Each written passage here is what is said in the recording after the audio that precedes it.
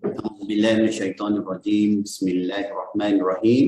السلام عليكم ورحمة الله وبركاته. الحمد لله رب العالمين والصلاة والسلام على رسول الأمين سيدنا محمد بن عبد الله وعلى آله وصحبه ومن والاه. اللهم صل على محمد وعلى آل محمد كما صليت على إبراهيم وعلى آل إبراهيم وبارك على محمد وعلى آل محمد كما باركت على إبراهيم وعلى آل إبراهيم في العالمين إنك حميد مجيد. اللهم فقهنا في الدين وعلمنا تأويل واهدنا الصراط المستقيم صراط الذين أنعمت عليهم من النبيين والصديقين والشهداء والصالحين وحسن أولئك رفيقا يا أرحم الراحمين آمين يا رب العالمين. Amma ba'd. Baik, alhamdulillah thumma alhamdulillah. Bertemu lagi kita sahabat-sahabat Sekretariat Pembangunan Bandar Mawadah bersama kami Sekretariat dan juga rakan-rakan ahli keluarga yang mungkin bersama kita pagi ini live ataupun melihat rakaman hari ini. Terima kasih kerana sudi lagi masih bersama kami setiap pagi Isnin sampai Jumaat. Kita tadabbur, ringkas-ringkas, bicara-bicara hukum hakam dalam Islam, berpandukan kitab-kitab yang telah disediakan kepada kita. Begitulah, walaupun kita ni jahil orangnya, tidak ada ilmu agama yang secukupnya untuk menjadi tenaga pengajar, tak layak jadi ustaz-ustazah, tapi masih lagi kita boleh buka majlis-majlis ilmu pada tahap yang sesuai dengan jemaah yang ada bersama kita menggunakan kitab-kitab yang telah disusun oleh para ulama, penerbit-penerbit yang terkini. Alhamdulillah, zaman kita ni banyak dah kitab-kitab ringkasan-ringkasan. Atau tafsir yang kita bacakan harian ini, ringkasan terjemahan Al-Quran. Terjemahan Al-Quran dan ringkasan tafsir. Ya, begitulah. Malam kita dah sebelum tu, sahabat-sahabat yang telah pun bersama kita, mungkin kalau ada dah live di Facebook Bandar Wakaf Madinah Mawadah, bolehlah panjang-panjangkan kepada ahli keluarga, kawan-kawan lainnya supaya kita panjang-panjangkan manfaat kita pagi ini. Kita dah live ke di Facebook ni? Rakan Sekretariat, kita dah live di Facebook? Dah, sudah live. Facebook saya tak nampak apa-apa, penting gelap. Wallahualam, semalam alhamdulillah kita dah habis ayat 98 sampai 108 surah Hud.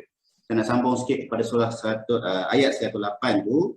Dan ada pun orang-orang yang berbahagia, maka tempatnya di dalam syurga, mereka kekal di dalamnya selagi ada langit dan bumi. Sebelum tu pun kita dah ada jumpa ayat selagi ada langit dan bumi. Ayat sebelumnya mereka kekal 107, mereka kekal di dalamnya selama ada langit dan bumi. Dan penerbit letak nota, ini kata kiasan yang menjelaskan mereka kekal dalam neraka dan syurga selama-lamanya. Alam akhirat juga mempunyai langit dan bumi tersendiri. Wallahualam.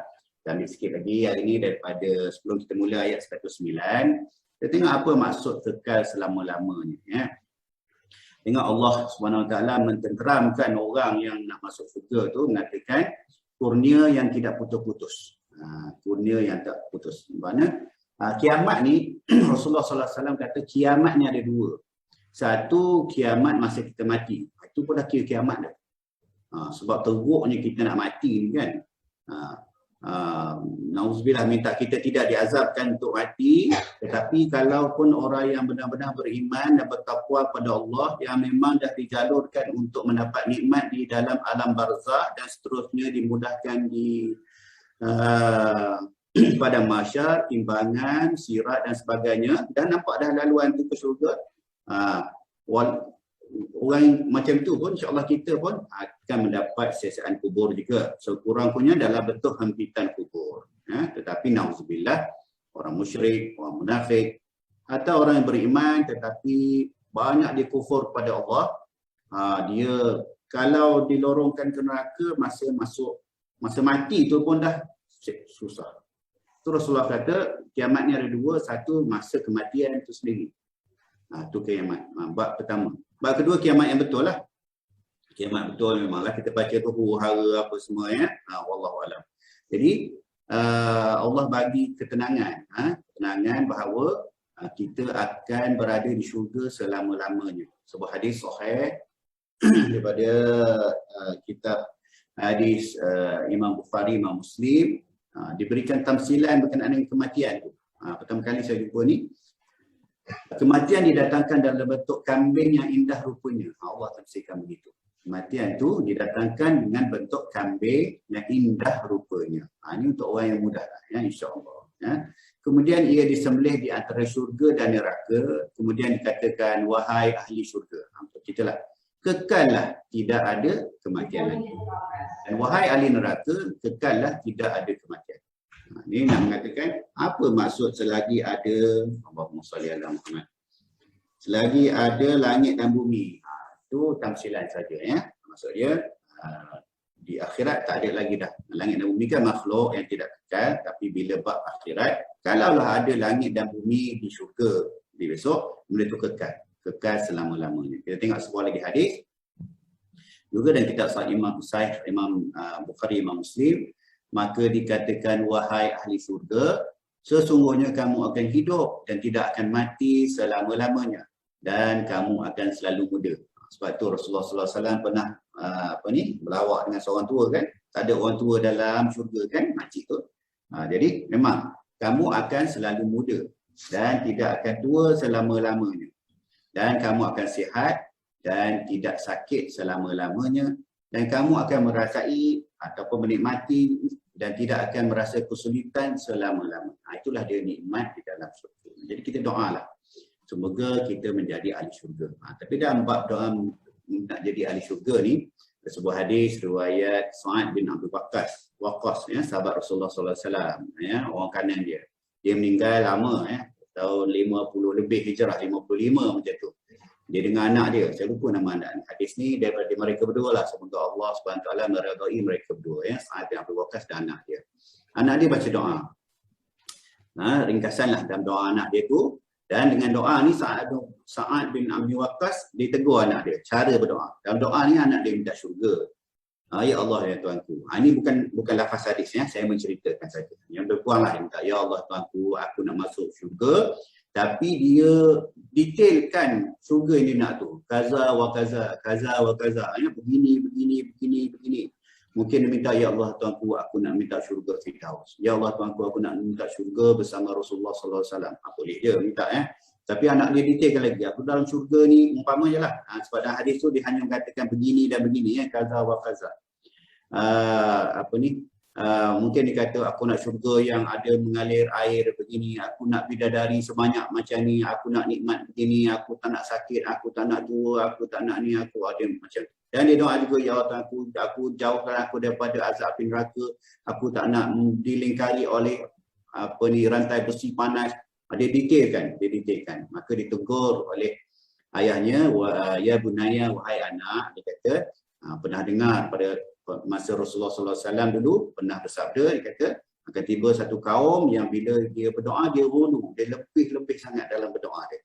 Maka memadailah, kalau nak minta syurga, kita minta syurga yang terbaik. Begitu. Tapi nak detailkan syurga bagaimana, ya.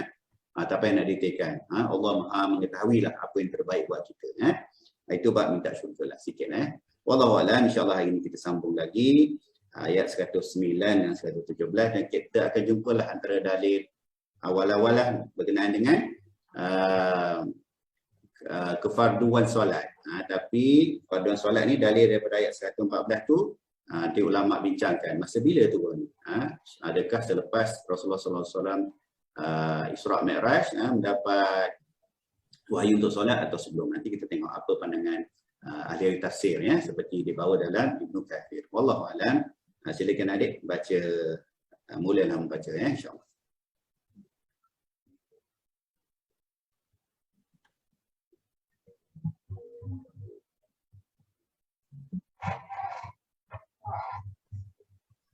أعوذ بالله من الشيطان الرجيم فلا تك في مرية مما يعبد هؤلاء ما يعبدون إلا كما يعبد آباؤهم من قبل وإنا لموفوهم نصيبهم غير منقوص ولقد آتينا موسى الكتاب فاختلف فيه ولولا كلمة سبقت من ربك لقضي بينهم وإنهم لفي وإنهم لفي شك منه مريب وإن كلا لما ليوفينهم ربك أعمالهم إنه بما يعملون خبير فاستقم كما أمرت ومن تاب معك ولا تطغوا إنه بما تعملون بصير ولا تركنوا إلى الذين ظلموا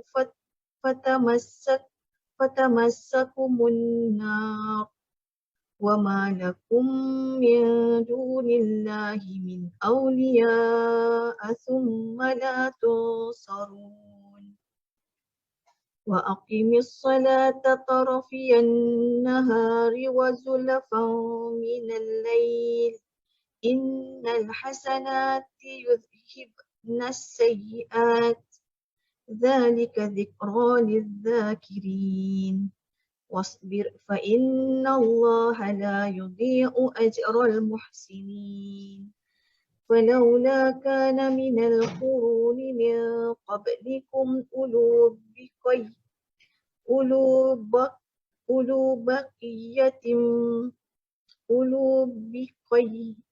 أولو بقية ينهون عن الفساد الأرض إلا قليلا ممن أنجينا منهم واتبع الذين ظلموا ما أترفوا فيه وكانوا مجرمين وما كان ربك ليهلك القرى بظلم وأهلك مصلحون صدق الله العظيم. Terjemahan. Maka janganlah engkau Muhammad ragu-ragu tentang sia-sianya apa yang mereka sembah.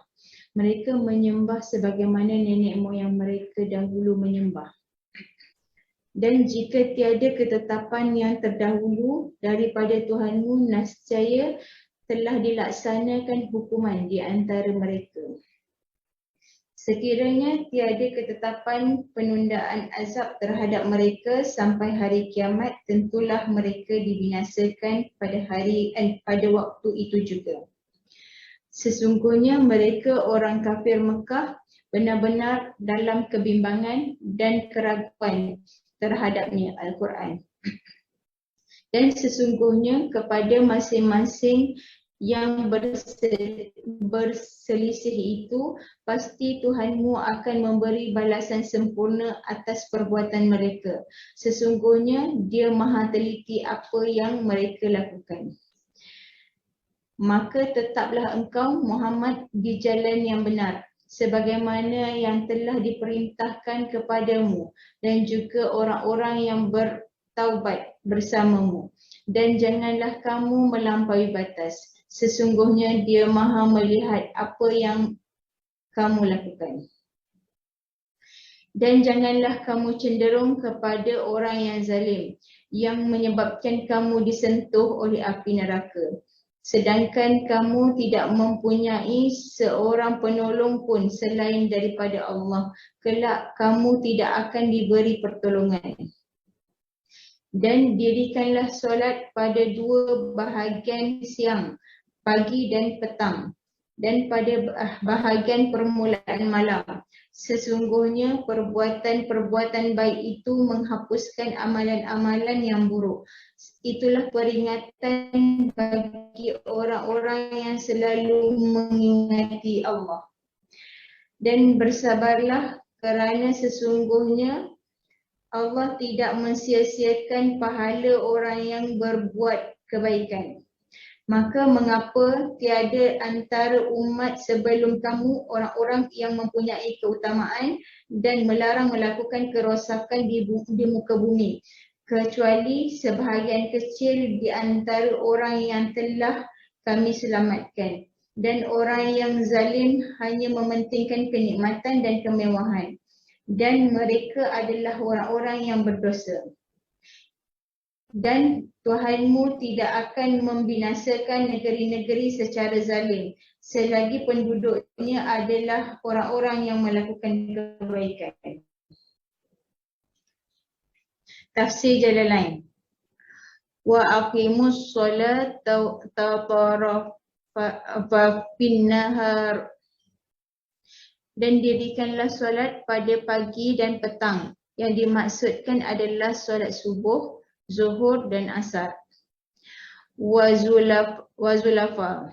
Lafaz zulafan adalah bentuk jamak plural daripada kata tunggal zulfatan yang artinya beberapa bahagian. Minal lail, daripada malam hari, maksudnya solat maghrib dan isyak. Innal hasanat, sesungguhnya perbuatan-perbuatan menjalankan solat 5 waktu. Tafsir Ibnu Katsir. Mengikut Ibnu Abbas, makna dan dirikanlah solat pada kedua hujung siang ialah solat subuh dan maghrib. Demikian pula mengikut Al-Hasan dan Zaid bin Aslam. Dalam riwayat lain, Al-Hasan, Qatadah, Ad-Dahhak dan yang lainnya mengatakan bahawa maksudnya ialah solat subuh dan asar. Sementara itu, Mujahid mengatakan bahawa maksudnya ialah subuh merupakan awal siang dan zuhur serta asar merupakan akhir siang. Firman Allah, wa zulafan minal lail. Mengikut Ibnu Abbas, Mujahid, Al-Hasan dan yang lainnya ialah solat isyak. Dimungkinkan bahawa ayat ini turun sebelum ada kewajipan solat 5 waktu pada malam Isra' Mi'raj. Kerana sebelumnya baginda diwajibkan solat 2 waktu, iaitu solat sebelum terbit matahari dan solat sebelum terbenam matahari. Pada pertengahan malam diwajibkan kepada baginda dan umatnya solat malam. Kemudian kewajipan itu berubah menjadi sunnah buat umatnya dan tetap wajib bagi Nabi SAW. Firman Allah, perbuatan-perbuatan baik itu menghapuskan kesalahan-kesalahan. Maksudnya, sesungguhnya mengerjakan kebaikan dapat menghapuskan dosa-dosa yang telah lalu. Sebagaimana diterangkan dalam hadis riwayat Imam Ahmad dan Ahlus Sunan, para penyusun kitab Sunan. Daripada Ali bin Abu Talib, dia berkata, Abu Bakar pernah menceritakan sebuah hadis kepadaku dan dia adalah orang yang jujur, bahawa dia mendengar Rasulullah SAW bersabda, tidak ada seorang Muslim yang melakukan suatu dosa, kemudian dia berwuduk dan melaksanakan solat 2 rakaat, melainkan dosanya diampuni. Dalam riwayat Bukhari dan Muslim diterangkan bahawa Uthman bin Affan berwuduk seperti wuduk Rasulullah. Kemudian dia berkata, beginilah aku melihat Rasulullah berwuduk. Dan baginda bersabda, barang siapa yang berwuduk seperti wudukku ini, kemudian dia solat 2 rakaat dengan khusyuk, nescaya diampuni dosanya yang telah lalu. Imam Muslim meriwayatkan dalam kitab sahihnya daripada Abu Hurairah bahawa Rasulullah bersabda, solat 5 waktu Jumaat hingga Jumaat dan Ramadan hingga Ramadan dapat menghapuskan dosa-dosa yang dilakukan di antara semuanya selama menjauhi dosa-dosa besar. Dalam riwayat Imam Ahmad daripada Abu Ayyub Al-Ansari, dia berkata Nabi SAW bersabda, sungguh setiap solat akan menghapus kesalahan yang ada di hadapannya. Imam Bukhari berkata, telah menceritakan kepada kami Qutaibah bin Sa'id Dia berkata, telah menceritakan kepada kami Zaid bin Zuraid daripada Sulaiman At-Taimi daripada Abu Usman An-Nahdi daripada Ibnu Mas'ud. Dia berkata bahawa seorang lelaki mencium seorang perempuan, lalu dia datang menghadap Nabi SAW lalu menceritakan kejadian itu kepada baginda. Kemudian Allah menurunkan ayat, dan dirikanlah solat pada kedua hujung siang. Orang itu bertanya, wahai Rasulullah, apakah ini hanya untukku? Baginda menjawab, ini untuk semua umatku. Riyadhus Salihin daripada Ibnu Mas'ud radhiyallahu anhu bahawa ada seorang lelaki mencium seorang wanita, lalu dia mendatangi Nabi SAW dan mengkhabarkan kepada baginda. Maka turunlah firman Allah, dan laksanakanlah solat pada kedua hujung siang, pagi dan petang, dan pada bahagian permulaan malam. Perbuatan-perbuatan baik itu menghapuskan kesalahan-kesalahan. Lelaki itu lalu bertanya, wahai Rasulullah, apakah ini khusus untukku? Baginda menjawab, untuk semua umatku. Hadis riwayat Bukhari Muslim. Hadis di atas memberikan keterangan, satu, solat menghapuskan dosa-dosa kecil. Dua, mencium wanita yang tidak halal bukan isterinya merupakan dosa dan salah satu bentuk kemaksiatan. Begitu pula bersalam dengan berlawanan jenis. Hadis Nabawi. Al-Haris pekerja Uthman berkata, pada suatu hari Uthman duduk dan kami pun duduk bersamanya. Kemudian datang seorang muazzin membawakan air wuduk dalam bekas. Kemudian dia berwuduk dan berkata, aku melihat Rasulullah SAW berwuduk seperti wudukku ini, dan baginda bersabda, barang siapa berwuduk seperti wudukku ini kemudian berdiri melaksanakan solat zuhur, nescaya akan diampuni dosanya yang dilakukan di antara zuhur dan subuh. Kemudian melaksanakan solat asar, nescaya akan diampuni dosanya di antara asar dan zuhur. Kemudian melaksanakan solat maghrib, nescaya akan diampuni dosanya di antara maghrib dan asar. Kemudian melaksanakan solat isyak, nescaya akan diampuni dosanya di antara isyak dan maghrib.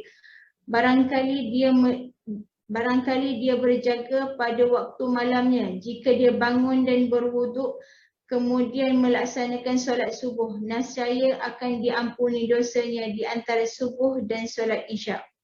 Itulah al-hasanat, kebaikan-kebaikan yang akan menghapuskan keburukan-keburukan. Ditanyakan kepada Uthman, kalau itu adalah al-hasanat, lalu apa yang dimaksudkan al-baqiyat? Wahai Uthman, dia menjawab, al-baqiyat adalah kalimat la ilaha illallah, subhanallah, alhamdulillah, Allahu akbar, dan la haula wala quwwata illa billah. Hadis riwayat Ahmad. Hadis Qudsi. Ka'ab bin Ujrah radhiyallahu anhu berkata, saat saya duduk di dalam masjid Rasulullah sallallahu alaihi wasallam dengan menyandarkan punggung ke kiblat. Jumlah kami waktu itu 7 orang. 4 orang hamba sahaya yang kami merdekakan dan 3 orang Arab Badui.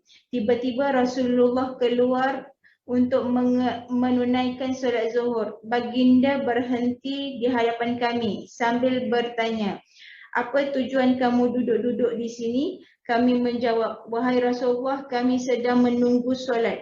Kemudian baginda diam sejenak, lalu mengangkat kepalanya sambil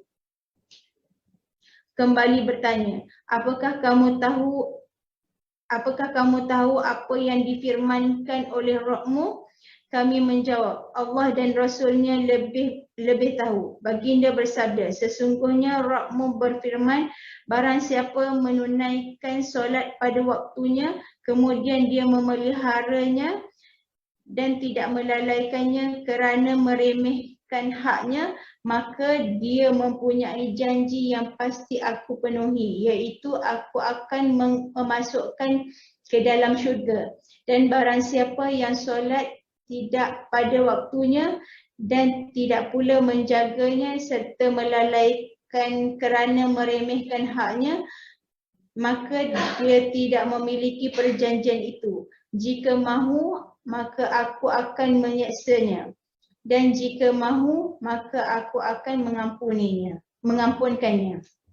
Baik, insyaAllah. Riwayat Sebab kita termasuk di dalam golongan yang mendapat pengampunan Allah atas pelbagai lara di hidup kita, maksiat yang kita buat, ya. Mungkin ada ketika kita tak menjaga hak solat, ya. Beza solat antara seorang mukmin dengan seorang Islam, ialah orang mukmin dia jaga sungguh hak solat, ya. Solat awal waktu, takut terlepas, atau dalam keadaan musafir sekalipun, ya. Tuan-tuan guru kita dah ajar, Ustaz Iwais dah ajar. Kalau kadang kita musafir sekalipun, kita diberikan kelonggaran untuk jamak awal, jamak akhir. Pastikan niat kita tu pasang awal-awal. Jangan kita dah terlepas, jamak akhir lah. Tak boleh yang gitu. Walaupun kita boleh jamak akhir tu, tapi kita kena ada niat yang sungguh masa bila kita nak solat.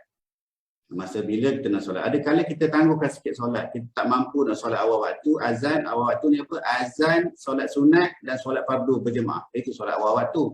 Banyaklah kali yang kita tak mampu ni. Kita tengah makan ke, kita nak habiskan sikit kerja dan sebagainya, kita melewatkan solat kita. Kita kena ada itikad dalam hati, masa bila aku nak solat ni. Tak salah nak melewat sikit. Zuhur pukul 1 kan, kita nak sembahyang 1.30, 1.45. Tapi sebelum kita buat kerja kita tu, kita kena ada tekad dalam hati pukul apa kita nak solat tu satu. Kemudian ulama pun dah bincangkan ayat 114 tadi, tak pasti masa bila diturunkan ayat ni. Ada kemungkinan besar ulama tafsir kata sebelum dia turun kefarduan solat 5 waktu. Solat 5 waktu. Dan ulama tafsir juga tak pasti apa dia solat. Dirikan solat pada 2 bahagian siang. Yang tulis pagi dan petang tu orang yang menterjemahkan ni. Dalam ayat Quran tu dia hanya kata pada 2 bahagian siang dan pada bahagian permulaan malam. Maka ada ulama kata subuh dan asar, ada kata subuh dan maghrib, ada kata subuh dan isyak, ada kata subuh, maghrib, isyak dan sebagainya. Wallahualam. Tak pentinglah kita nak tahu detail, tapi kita kena tahu sebelum-sebelum ni pun ada syariat solat dalam bentuk yang pelbagai.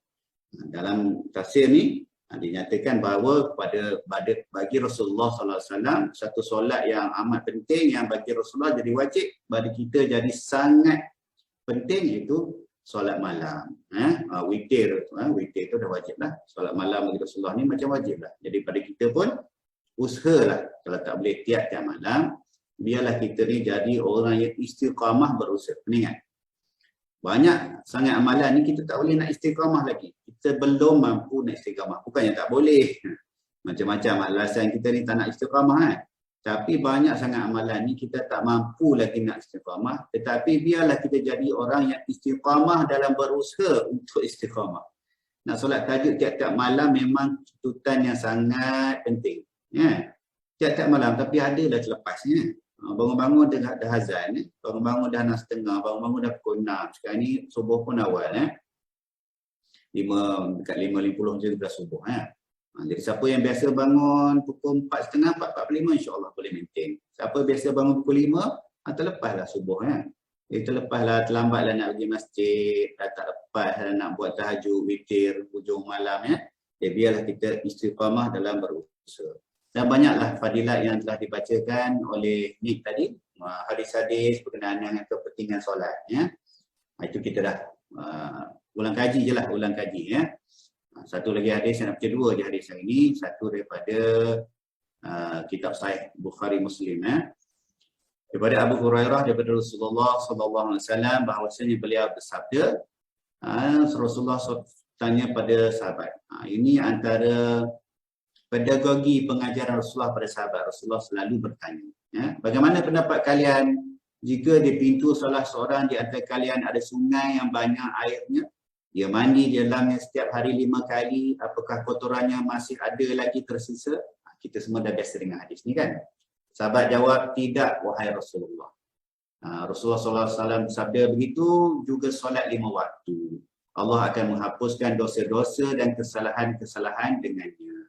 Dalam kitab Imam Muslim, Abu Hurairah meriwayatkan bahawa Rasulullah SAW pernah bersabda, solat 5 waktu, Jumaat hingga Jumaat, Ramadan hingga Ramadan adalah menghapuskan dosa-dosa di antara keduanya selama dosa-dosa besar dihindari dan dijauhi. Apa saja dosa antara solat-solat itu boleh dihapuskan dengan solat itu sendiri. Begitu juga dengan hadis daripada Uthman tadi, dihapuskan dengan mengambil wuduk yang sempurna. Kita dah belajar hadis ni masa kita takharah dengan Ustaz Iwais. Hadis ni panjang menceritakan kaifiat wuduk itu sendiri dengan bilangan-bilangan dia daripada Uthman bin Affan ya. Uthman berkata beginilah wuduk Rasulullah, barang siapa berwuduk seperti wuduknya ini, kemudian berdiri melaksanakan solat, jadi solat pelbagai lah tu, nescaya akan diampuni dosanya di antara maghrib dan asar dan sebagainya, di antara dua waktu-waktu solatnya. Jadi berwuduk itu sendiri menghapuskan dosa-dosa kecil lah. Dosa-dosa lain perlu bertobat. Dan kita tutup dengan kisah bagaimana seorang lelaki, dia melakukan dosa. Apa dosa dia buat tu? Dia tercium seorang perempuan kat kebun dia. Ya? Sebelum dia jumpa Rasulullah, dia dah jumpa Sayyidina Umar. Ya, Sayyidina Umar. Sayyidina Umar bernasihat dia tutup cerita dia tu. Tapi dia ni rasa dia berdosa sangat, dia jumpalah Rasulullah SAW. Sehingga Rasulullah pun tak cakap apa lagi mula-mulanya. Rasulullah suruh dia balik dulu. Balik dulu. Kemudian dipanggil semula. Dan diarahkan seperti mana dalam hadis tu. Dan hadis ni dikata, melaksanakanlah solat pada hujung siang dan malam, dan pada bahagian permulaan malam. Perbuatan baik itu menghapuskan kesalahan-kesalahan. Perbuatan baik, hasanat, menghapuskan dosa. Sebab dia dosa dia dengan perempuan tu je. Jadi kalau dia dah minta maaf dengan perempuan tu, dalam kes ni, sahabat ni dia tak berzina, dia hanya cium je. Dia cium, dia peluk-peluk je. Tu dia rasa dia berdosa, dia berhenti. Alhamdulillah. Tapi dia masih lagi berdosa. Mungkin dengan perempuan tu dia dah minta maaf. Tapi dia ada rasa lagi perasaan berdosa tu. Jadi macam mana Rasulullah SAW kata, solat je lah. Solat, semoga solat tu insyaAllah akan menghapuskan dosa. Itu pertama. Lagi satu perkara yang ibrah yang kita boleh ambil dari cerita sahabat yang berdosa ni, kalau ada dosa kita tu antara manusia, kita kena minta maaf dengan manusia tu. Dan kita bertaubat dia kepada Allah. Dan tak payah kita ceritakan kepada orang lain. Ya?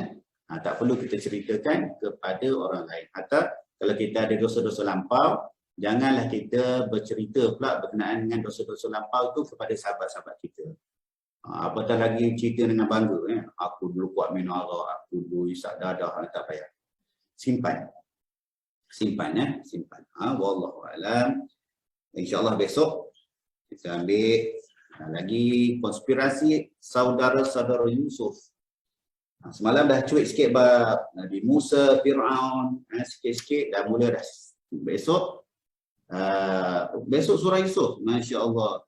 Kita akan habiskan sikit surah Hud 118 sampai 123. Mungkin kita baca situ dulu sebelum kita masuk surah Yusuf ya. Kita habiskan sikit surah Hud dan kita masuk surah Yusuf. Masya Allah. Masuk dah penceritaan Nabi Yusuf. Wallahualam, semoga perbincangan kita ringkas-ringkas pagi ini memberi manfaat pada diri kita sendiri sebagai peringatan. Peringatan demi peringatan kan. Dan tadabbur walaupun ringkas, tapi kalau kita istiqamah, tengok, Masya Allah, dah masuk surah Yusuf dah. Kalau tak ada kita nak istiqamah buat majlis, walaupun ringkas-ringkas, tak mungkin kita boleh tadabbur bersendirian surah Yusuf ni ya. Apatah lagi nak membaca tafsir Ibn Katsir ya. Wallahualam. Semoga Allah memberkati kita yang berada dalam majlis ilmu dan sahabat-sahabat yang bersama kita hari ini ya. Wallahualam, saya tak nampak siapa yang berada dengan kita hari ini sebab Facebook saya tak menyala. Facebook demam hari ini, saya tak nampak apa A'udzubillahi minasyaitonirrajim. Bismillahirrahmanirrahim. Allahumma faqihna fid-din. Allahumma faqihna fid-din. Allahumma faqihna fid-din. Wa 'allimna ta'wil wa ihdinas siratal mustaqim. Siratal ladzina an'amta 'alaihim minan nabiyyin was-siddiqin wasyuhada'i was-shalihin wa hasuna ulaika rafiqa ya arhamar rahimin. Allahumma inna nas'aluka ilman nafi'ah ورزقا طيبا وعملا متقبلا ودينا قيما ويقينا صادقا وإيمانا كاملا وصلى الله على سيدنا محمد وعلى آله وصحبه وبارك وسلم سبحان ربك رب العزة عما يصفون وسلام على المرسلين الحمد لله رب العالمين آمين يا رب العالمين كفارة المجلس سبحانك اللهم وبحمدك أشهد أن لا إله إلا أنت أستغفرك وأتوب إليك وبالله التوفيق والهداية. Assalamualaikum warahmatullahi wabarakatuh. Jumpa lagi besok insya-Allah. Kita habiskan surah Hud dan seterusnya kita masuk surah Yusuf insya-Allah. Assalamualaikum.